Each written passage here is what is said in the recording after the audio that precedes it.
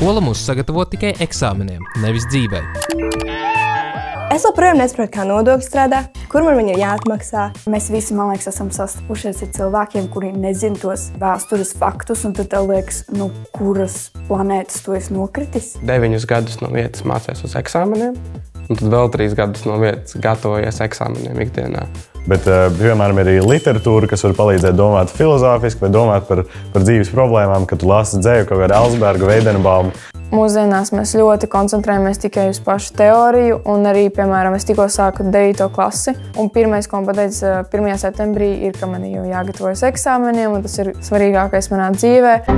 Skolā mēs ejam, un mēs trenējam mūsu smadzenes ar to, ka mēs iemācāmies un iegūstam jaunu informāciju, kas mums palīdz attīstīties, un tas palīdz mums pēc tam dzīvē.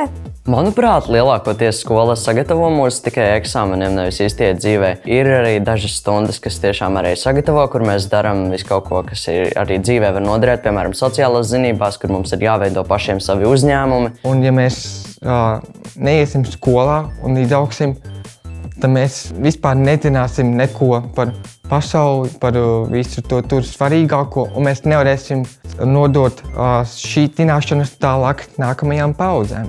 Mums vajadzētu padziļinātāk mācīt par nākotnes lietām, piemēram, rēķinu maksāšanu un nodokļu izprašanu.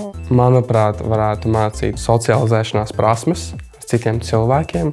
Tas ir ļoti svarīgs un bieži vien vidusskolniekiem, pamatskolniekiem tās vienkārši pietrūkst.